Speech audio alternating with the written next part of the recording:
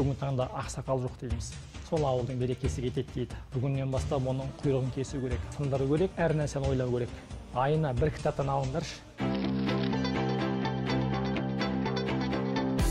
Кемеліне жеткен, ақылы толысқан, әр нәрсені дұрыс шешім қабылдай білетін, рухани түрде дамыған, даналықтың үлкен өнегесіне жеткен тұлғаны айтамыз.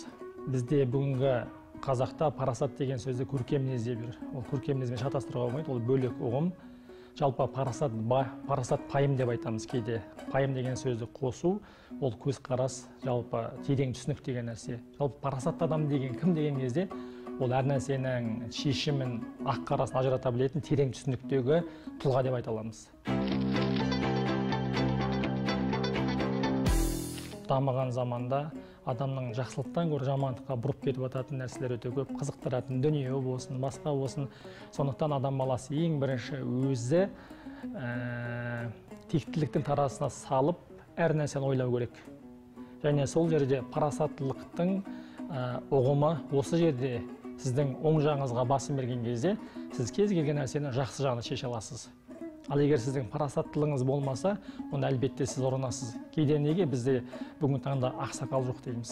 Өйткені сол парасат пайымы, парасаттылығы терең болмағандықтан, түсінігі таяз болғандықтан, біз бүгінгі таңда осы қоғамда ақсақалға мұқтажбыз. Ауыл ақсақалдары шала болса, жігіттері алты-ауыз ала болса, әдесем әдейтін, жасыл көні жасы кіші сен десе, сол ауылдың берекесі кетеді дейді. Кезінде Ғани Мұратбаев ағамыз бір ауылға келсе, екі кішкентай бала ұрлық жасап, жаңағы бір нанды бөліп жеп отырады, ұрлықпен келген. Сонда екі баланы қолынан жетектеп, ата-анасы қайтыс болған екі жас баланы барып, Әлихан Бөкейханға барады ғой. Сонда Әлихан Бөкейхан сол екі баланың болашақта үлкен ғалым болуына себепкер болған екен. Ауылда аты шыққан бұзықтықпен, тентектікпен, адам болмайды деген екі баланы бір-ақ сөзімен Әлихан Бөкейхан, мен сенің көзінен от көріп тұрмын, шырағым, сен үлкейген осындай ғалым боласың деп арқасынан сипап, әлгі баланың үлкен ғалым болуына себепкер болған. Сондықтан жалпы айтқан кезде біз болашақта осы сыбайлас жемқорлық, жемқор адамдар қоғамда болмас үшін бүгіннен бастап оның құйрығын кесу керек, ортасынан бөлу керек. Ол үшін келе жатқан ұрпағымызды жақсылыққа тәрбиелеуіміз керек. Ол үшін бағана ұстаздарды арнайы қосымша оқу курстарынан өткізе отырып, оларды иманды, парасатты, дана адамы тәрбиелеп шығаруымыз керек.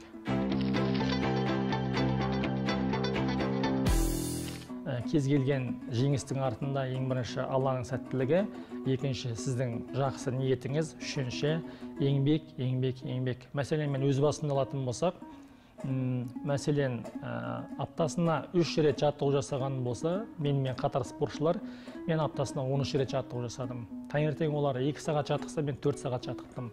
Кешке олар 2 сағат жаттықса, мен 3 сағат жаттықтым. Жалпы сол еңбектің арқасында ғана озуға болады екен. Сондықтан мен жеңіске жету үшін ең бірінші өзінің нәпсіңді жеңу керек, екінші мына өзінің жалқаулығын сындыру керек, үшінші сол өзіңнің нәтиже шығаратын жеріңде, мәселен спорт зал, білім ғылымның айналасына жүру керек. Сол кезде нәтиже болады.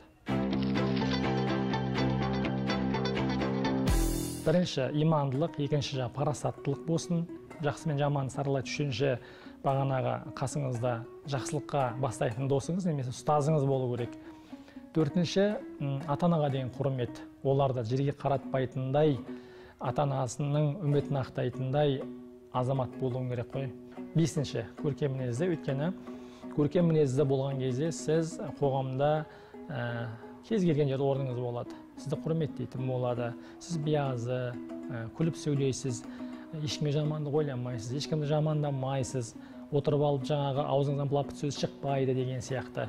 Одан кейін жастар көп оқу керек, міндетті түрде оқу керек.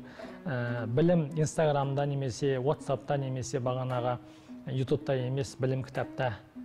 Мен үнемі айтатыным жастарға, айналайындар, 2000 теңгеге барып ана Американың келген тауықтарын жеп жатсыңдар ғой. Айына бір кітаптан алыңдаршы. Жақсы кітап, мен списігін шығарып берейін, тізімін, мынандай кітап ал деп.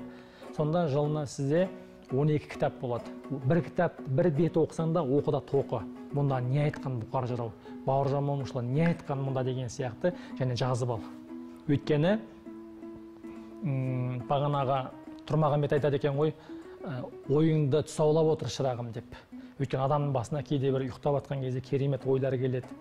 Керемет жаңағы бір өлеңдер келуі мүмкін, мысалы, жақсы бір мақсаттар келуі мүмкін. Сол кезде таңертең бұны істеймін дейсің да, ұмытып қаласың.